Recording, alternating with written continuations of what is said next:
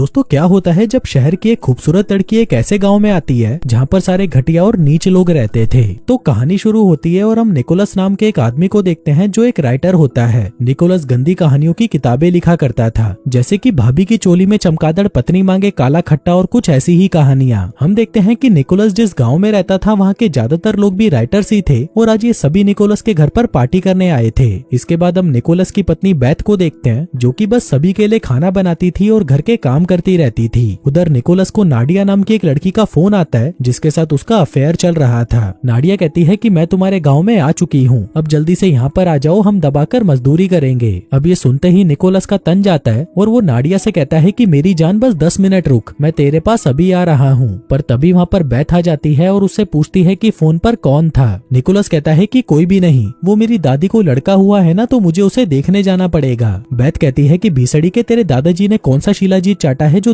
Movie के चाहने वालों, हम आपके लिए लेकर आए हैं एक धमाका ऑफर। नेटफ्लिक्स और अमेजोन पर भारी भरकम छूट आपके सामने अभी प्लान लिखे हुए हैं। अगर आपको हमारे प्लान चाहिए तो दिए गए व्हाट्सएप नंबर पर कांटेक्ट करें। नेटफ्लिक्स और अमेजोन जैसे किसी भी प्लेटफॉर्म के लिए संपर्क करें। दादी से इस उम्र में भी मेहनत करा रहा है और तेरी दादी अभी तक जिंदा कैसे है? निकोलस कहता है कि मेरी दादी अभी तक जवान है और जिंदा भी है। अब बेथ को उसके ऊपर शक होने लगा था कि ये कुत्ते का बच्चा कहीं तो अपना मुंह काला कराने जा रहा है, इसलिए वो उसे कहती है कि मैं भी तुम्हारे साथ चलूंगी। निकोलस कहता है कि नहीं नहीं, तुम क्या करोगी वहाँ पर जाकर, और यहाँ पर राइटर्स को खाना कौन देगा? बेथ कहती है कि तुम उसकी चिंता मत करो, वो सब कुछ एंडी संभाल लेगा। आगे हम इनके नौकर एंडी को देखते हैं जो कि दिखने में बहुत ही अट्रैक्टिव था। ये इतना हैंडसम था कि टाउन की सभी लड़कियां इसको देखकर गीली हो जाती थी। इसके बाद हम देखते हैं कि टाउन में एक नई लड़की आती है जिसका नाम टमारा होता है। टमारा एक न्यूज रिपोर्टर थी और ये इस गाँव में अपने बाप का एक पुराना घर बेचने आई थी। उधर दूसरी तरफ हम देखते हैं कि सभी राइटर्स अपने अपने लिखे हुए नॉवेल्स पर चर्चा कर रहे थे और उधर बेथ निकोलस के साथ जाने के लिए तैयार हो रही थी। आगे वो जैसे ही तैयार होकर नीचे आती है तभी उसको देखकर निकोलस कहता है कि तुम तो बिल्कुल वैश्या लग रही हो, इसलिए अच्छा यही रहेगा कि तुम घर पर ही बैठो, मैं जल्दी ही काम निपटाकर वापस आ जाऊंगा। बेथ कहती है कि भीसड़ी वाले अब तो सच बोल दे, बता वो छिनाल कौन है। तभी निकोलस उसे सब कुछ सच बता देता है और कहता है कि काफी टाइम से मैं नाडिया नाम की एक लड़की के खेत में दबाकर मजदूरी कर रहा हूँ। अभी सुनकर बेथ बहुत ज्यादा गुस्सा हो जाती है और निकोलस से कहती है कि अगर तू आज उस छिनाल के पास गया तो कभी भी घर वापस मत आना। अब बेचारा निकोलस यहाँ पर फंस चुका था, क्योंकि अगर वो अभी नाडिया के पास नहीं जाता तो आज के बाद कभी भी उसे उसकी गुलाबी नहीं मिलेगी, और अगर वो उसके पास चला गया तो उसकी पत्नी उसे डिवोर्स दे देगी। लेकिन निकोलस को अपनी बूढ़ी पत्नी से ज्यादा जवान गुलाबी चाहिए थी, इसलिए वो नाडिया से मिलने के लिए निकल जाता है। इसके बाद वो नाडिया के पास आता है और उसे कहता है कि जाने मन मेरी पत्नी को तुम्हारे बारे में पता चल चुका है, इसलिए अच्छा यही रहेगा कि तुम यहाँ से चली जाओ, मैं कुछ ही दिनों में अपनी पागल पत्नी को डिवोर्स देकर तुम्हारे पास वापस आ जाऊंगा। अब नाडिया भी उसकी बात मान जाती है और वहाँ से वापस अपने शहर चली जाती है। फिर अगले दिन हम देखते हैं कि उन सभी राइटर्स में से एक ठरकी राइटर जिसका नाम चुमतलाल होता है, वो बेथ को समझा रहा होता है कि भाभी जी आप चिंता मत करो, अगर निकोलस आपको छोड़कर चला भी गया तो क्या हुआ, मैं आपको अपने घोड़े की सवारी कराऊंगा। जो कहकर वो बाथरूम चला जाता है और बेथ के बारे में सोचकर मुट्ठी मारने लगता है। लेकिन तभी वो देखता है कि निकोलस घर पर वापस आ गया है और वो बेथ से माफी मांग रहा है। कहता है कि जाने मन मुझे माफ कर दो, अब मैं किसी की भी गुलाबी के पीछे नहीं भागूंगा, मुझे तो बस तुम्हारी काली चाहिए और कुछ नहीं। अब ये सुनकर बेथ भी निकोलस को माफ कर देती है, जिसके बाद ये दोनों वहीं पर दबाकर मजदूरी करने लगते हैं। वहीं ये सब चुमतलाल भी बाथरूम में बैठा देख रहा था, जो देखकर उसका खड़ा होना ही बंद हो जाता है। फिर अगली सुबह जब सभी बाहर बैठे थे तभी उन्हें अचानक जोर जोर से अलार्म बजने की आवाज सुनाई देती है। उधर एंडी और चुमतलाल जब देखने के लिए आते हैं तो उन्हें पता चलता है कि ये आवाज टमारा के घर से आ रही थी, क्योंकि टमारा अपने घर के अलार्म को तोड़ने की कोशिश कर रही थी। तभी एंडी उससे पूछता है कि तुम्हारी गींड में कौन सा कीड़ा उछल रहा है जो तुम ये कर रही हो। तभी टमारा कहती है कि एंडी तुम भूल गए ना मुझे। आगे जब एंडी उसे याद करने की कोशिश करता है तो उसे याद आता है कि वो दोनों काफी सालों पहले अच्छे दोस्त हुआ करते थे। आगे वो उन दोनों को अपने घर पर बुलाती है, जहाँ पर एंडी टमारा का अलार्म ठीक कर देता है। तभी टमारा उनसे पूछती है कि क्या तुम लोग मेरा घर खरीदना चाहोगे? इस पर वो कहते हैं कि नहीं, हम फकीरों के पास इतने पैसे नहीं हैं। वहीं एंडी टमारा को देखकर हैरान हो जाता है, क्योंकि पहले तो वो बिल्कुल बेकार दिखती थी लेकिन अब वो माल हो चुकी थी। फिर वहाँ से जाते वक्त चुमतलाल एंडी से पूछता है कि ये माल कौन है। एंडी बताता है कि पहले ये इसी गाँव में रहती थी और मैंने तो इसके खेत में खूब दबाकर मजदूरी करी है, पर पहले ये बहुत भद्दी दिखती थी और इसकी नाक पकोड़े जैसी थी, लेकिन अब ये बहुत सुंदर हो चुकी है। इसके बाद हम दो टीनेजर लड़कियों को देखते हैं जिनके नाम होते हैं जोडी और कैसी।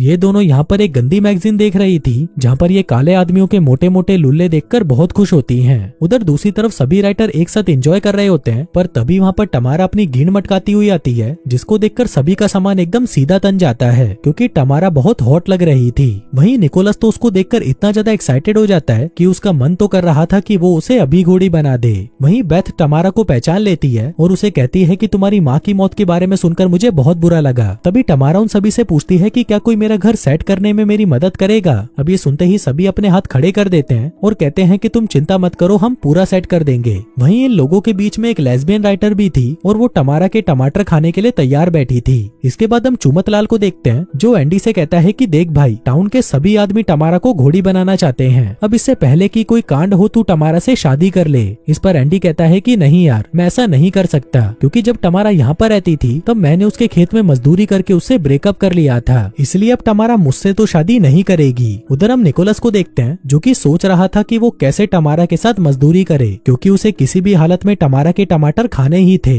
पर तभी उसे टमारा का फ्लैशबैक आने लगता है जहाँ पर हम देखते हैं कि एक दिन टमारा निकोलस को अपनी प्यारी सबकी दुलारी देने आई थी, लेकिन निकोलस ने उसकी नहीं ली क्योंकि उस वक्त वो बहुत ही भद्दी दिखती थी। अब ये देखकर हमें पता चलता है कि पहले टमारा गांव के हर आदमी को अपनी देना चाहती थी, लेकिन उस वक्त उसके लुक्स की वजह से कोई भी उसकी लेना नहीं चाहता था। आगे हम एंडी को देखते हैं जो टमारा के घर को डेकोरेट करने आता है, लेकिन टमारा उस पर ज्यादा ध्यान नहीं देती और वहाँ से चली जाती है क्योंकि उसे भी पता था कि एंडी यहाँ पर उसके साथ मजदूरी करने आया है। दूसरी तरफ हम एक रॉक बैंड को टाउन में परफॉर्म करते हुए देखते हैं और वहीं बैक स्टेज पर टमारा बैन नाम के एक ड्रमर का इंटरव्यू लेने के लिए खड़ी होती है। वहीं पर हम बैन की मंगेतर को देखते हैं जिसे अचानक पता नहीं क्या होता है, वो बैन के दोस्त को पकड़कर उसे वहीं पर चूसने लग जाती है। वहीं ये देखकर बैन बुरी तरह बौखला जाता है और अचानक से वो टमारा के ऊपर गिर पड़ता है। आगे टमारा उसका इंटरव्यू लेने के लिए उसे अपने घर ले आती है। वहीं जॉडी और कैसी भी उन दोनों को साथ में देख लेती हैं और उनको फॉलो करते करते टमारा के घर पर आ जाती हैं। वहीं घर पर बैन टमारा को ड्रम बजाकर इम्प्रेस करने की कोशिश कर रहा था, लेकिन तभी वो अचानक टमारा पर टूट पड़ता है और वहीं पर उसका बैंड बजाना शुरू कर देता है। इसी दौरान एंडी वहाँ पर मशरूम लेकर आता है, लेकिन तभी वो सीढ़ियों पर टमारा के कपड़े और कच्ची पड़ी हुई देखता है, जिसके साथ ही उसे ऊपर से बहुत ही तेज तेज आ ऊ की आवाजें भी आ रही थी। अब ये सुनकर बेचारा एंडी दंग ही रह जाता है क्योंकि जिस लड़की को वो घोड़ी बनाना चाहता था वो किसी और की सवारी कर रही थी। अभी सबसे एंडी बहुत ज्यादा गुस्सा हो जाता है और उन मशरूम्स को फेंक कर वहाँ से चला जाता है। इसके बाद हम देखते हैं कि चुमतलाल बैथ को बजाने के लिए उतावला हुए जा रहा था और इसके लिए वो बहुत कोशिश भी कर रहा था। उधर दूसरी तरफ टमारा और बैन रोज रोज मजदूरी करने लगे थे, जिसको देखकर एंडी भी अब परेशान हो जाता है। जिसके बाद वो एक बार में काम करने वाली लड़की के पास जाकर उसे दबोच लेता है और उसके साथ मजदूरी करने लगता है। दरअसल ये लड़की भी एंडी का काला घोड़ा लेना चाहती थी, लेकिन एंडी ही इसको देना नहीं चाहता था। पर क्योंकि अब टमारा ने उसका दिल तोड़ दिया था तो एंडी अब खुला सांड बन चुका था और अब उसे जो भी मिल रही थी वो उसे बजाए जा रहा था। वहीं दूसरी तरफ बैन टमारा को शादी के लिए प्रपोज कर देता है और टमारा भी उसे हाँ कर देती है। जिसके बाद बैन उसे एक रिंग देता है, लेकिन वो रिंग टमारा को लूज आती है। वो पूछती है कि तुम ये रिंग चोर बाजार से लाए थे क्या? जिस पर बैन कहता है कि पहले मैं ये रिंग किसी और को देने वाला था, लेकिन वो साली तो बस मेरे दोस्त का लेना चाहती थी। अब ये बात सुनकर टमारा को गुस्सा आ जाता है और वो कहती है कि मैं किसी और की कच्छी तक नहीं पहनती तो तुम्हारी ये रिंग कैसे पहन लूं।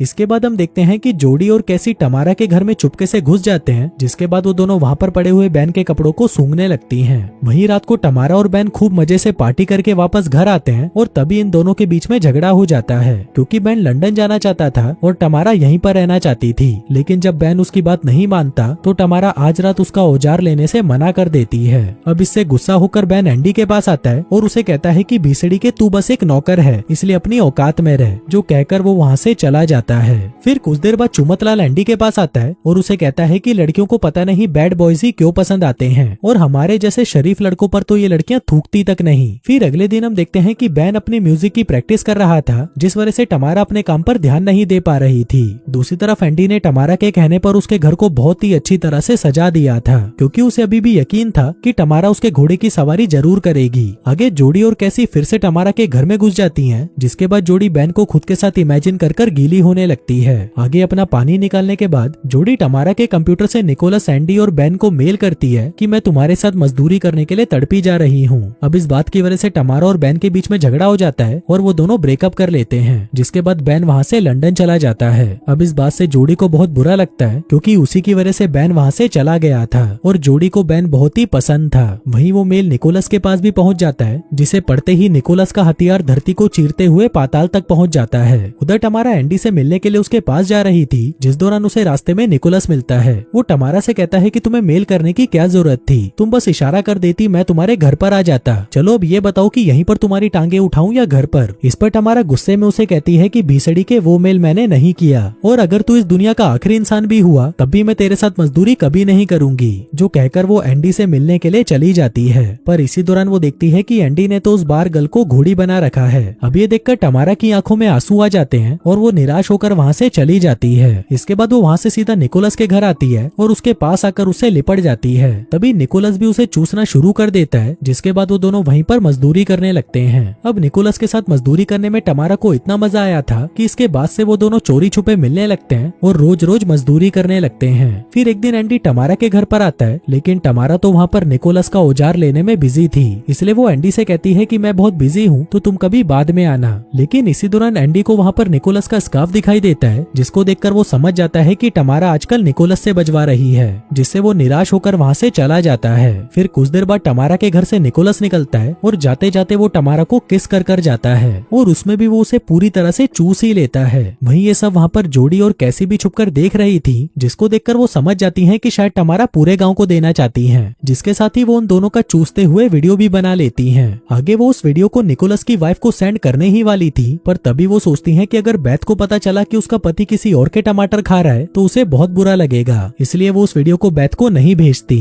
जिसके बाद वो दोनों चोरी से टमारा के घर पर आती हैं और टमारा के कंप्यूटर पर देखती हैं कि बेन का मेल आया है और वो कुछ ही दिनों में यहाँ पर वापस आ रहा है। अब ये देखकर जोडी बहुत ही खुश हो जाती है और बेन को अपना फोन नंबर दे देती है। लेकिन जोडी की ये हरकत कैसी को पसंद नहीं आती, क्योंकि वो नहीं चाहती थी कि जोडी बेन के लिए घोड़ी बने, इसलिए वो गुस्सा होकर वहाँ से चली जाती है। वहीं रास्ते में निकोलस बहुत ही तेजी से कार चला रहा था, जिससे रोड पर पड़ा हुआ पानी सीधा जाकर कैसी पर गिरता है। अब इस बात से कैसी गुस्सा हो जाती है और बेथ को निकोलस और टमारा का किसिंग वीडियो भेज देती है। वहीं दूसरी तरफ उस वीडियो को देखकर बेथ की हालत खराब हो जाती है, लेकिन तभी वहाँ पर एंडी आता है और उस वीडियो को देखकर कहता है कि मुझे तो उसके बारे में पहले ही पता था, लेकिन मैंने तुम्हें नहीं बताया क्योंकि तुम्हें बुरा लगता। उधर टमारा एंडी से बात करने आती है, लेकिन एंडी उससे ठीक से बात भी नहीं करता, क्योंकि उसे लग रहा था कि टमारा को जो भी मिलता है वो उसका घोड़ा लेने के लिए तैयार हो जाती है। आगे जब निकोलस अपने बुक के एग्जीबिशन में होता है, तभी बेथ वहाँ पर आकर हंगामा करने लगती है। वो निकोलस से कहती है कि तेरे जैसा घटिया आदमी मैंने आज तक नहीं देखा,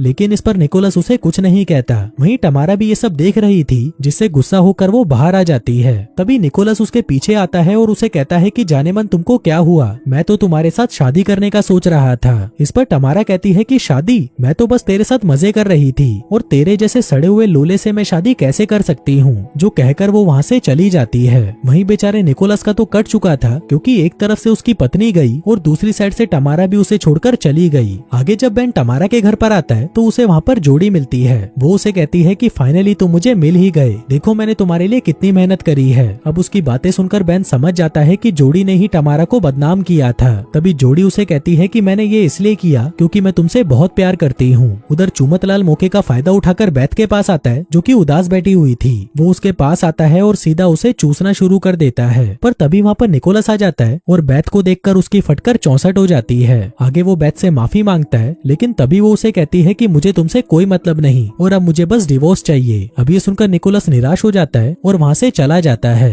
जिसके बाद वो चुमतलाल के पास आता है और उसे कहता है कि अबे गंजे मेरी शादी टूटने का तो वेट कर लेता, जो कहकर वो उसे कुत्ते की तरह मारने लगता है। तभी चुमतलाल भी निकोलस को धक्का दे देता है, जिस वजह से निकोलस का सिर एक पत्थर से टकराता है और उसमें से खून निकलने लगता है। आगे चुमतलाल निकोलस को उठाने आता है, लेकिन तभी दूसरी तरफ बेथ का कुत्ता गायों के एक झुंड के पीछे पड़ जाता है और ये सारी गायें उनकी तरफ आने लगती हैं। उधर चुमतलाल निकोलस को उठाने की बहुत कोशिश करता है, लेकिन जब निकोलस नहीं उठता तो वो उसे छोड़कर भाग जाता है और तभी वो सारी गायें निकोलस को कुचल देती हैं। उधर एंडी बेथ के कुत्ते को शूट करने ही वाला था कि तभी उन गायों की मालकिन आकर उस कुत्ते को शूट कर देती है। तभी गोली की आवाज सुनकर सभी बाहर आ जाते हैं। वहीं टमारा निकोलस को मरा हुआ देखकर उसके पास जाती है, पर तभी वहाँ पर बेथ भी आ जाती है और टमारा को धक्का देकर दूर फेंकती है। आगे बेथ निकोलस की मौत पर रोने लगती है, पर जब टमारा उसे चुप कराने आती है तो बेथ गुस्से में उसकी नाक तोड़ देती है। तभी एंडी वहाँ पर आकर टमारा को गले लगाता है। टमारा कहती है कि ये सब मेरी वजह से हुआ है, अगर मैं निकोलस से अपनी पिंकी नहीं पिटवाती तो उसकी मौत भी नहीं होती। आगे चुमतलाल वहाँ से अपना सामान पैक कर जाने लगता है, पर तभी एंडी उसे समझाता है कि बेथ को तुम्हारी जरूरत है। जिसके बाद वो बेथ के पास आता है और उसे सब कुछ सच बताने ही वाला होता है, पर तभी वो निकोलस की लिखी एक लाइन पढ़ता है कि राइटर्स हमेशा झूठे होते हैं। इसलिए चुमतलाल भी बेथ को कुछ नहीं बताता। उधर टमारा और एंडी भी एक दूसरे को चूसने लगते हैं, जिसके बाद वो दोनों हमेशा साथ में रहने का फैसला कर लेते हैं। और दोस्तों, इसी के साथ ही ये कहानी यहीं खत्म हो जाती है।